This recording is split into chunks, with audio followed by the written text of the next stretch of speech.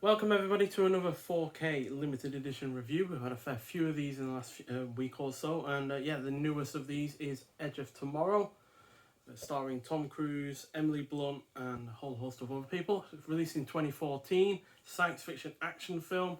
Had a budget of 178 million, but made about 370 million at the box office, so not really a massive success. Sorry if I'm looking over to the right, but my printer isn't working at the moment, so I can't write off any notes at the moment. So, but yeah, it cuts in at 113 minutes long, directed by Doug Liman, who also did The Bourne Identity, Mr.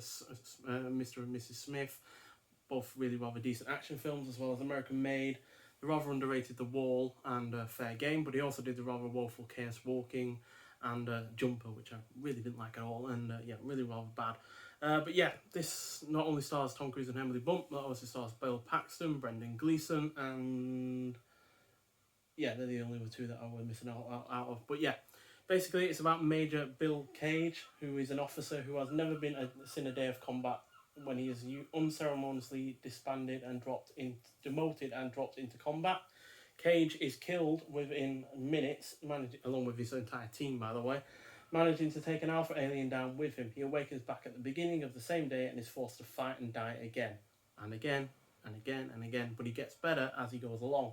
After he has, due to the physical contact with the alien, which has thrown him into a time loop. So, yeah, rather excellent film. It's got a unique plot that is also really fun in terms of the way it's done.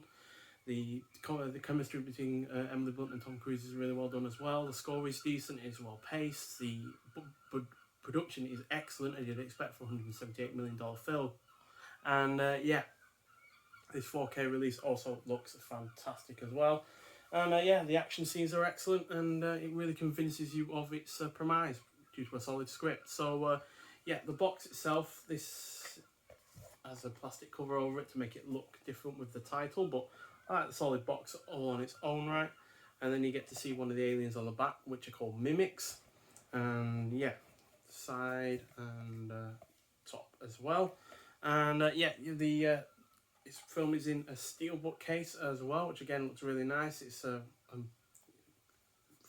embossed or whatever. And yeah, so it's got again one of the mimics on the rear end. And yeah, in 4K with the Blu-ray disc as well, as you'd expect. No bonus disc like you got with Heat in this version, but still, the 4K itself looks excellent. And you get a couple of little physical extras as well. You get a booklet that has all of the behind-the-scene elements to it. So you can see like Tom Cruise jumping through the air there with the green screen behind him. And then you got Emily Blunt there in one of her scenes in the actual film. And what was the other ones? So yeah, there. This is actually the first film ever to have a helicopter landing in Trafalgar Square, which was quite a big deal at the time. It got a lot of press. And then you also get a nice little wallet here to put in some extras as well. So in here we have a couple of posters and some mini art cards as well. Not the sized ones that you get in the premium collection, but tiny little ones that are cute. Not exactly the ones I'd pick. I won't pick size of these in, for instance, but you know, they've clearly done them for a reason, so you can have multiples of them. And yeah, there's the other two. And then the posters are really nice as well, because they're technically from the film. They're not, you know, about the film. They're not got, you know, Emily Blunt and Tom Cruise on them and stuff in terms of their names. But yeah, you get a schematic of the exoskeleton that is used by the humans to fight off the aliens. This basically makes a warrior out of anyone with very little in the way of training. And then you get a poster from the film as well, a bit of propaganda poster as well, which I absolutely adore. Really love that. So that's Emily Blunt's character there. And yeah, join the UDF, which I really like the look of that one. I always did when I saw the film originally. So yeah, fantastic film. Easily one of the best sci-fi action films of the 2010s.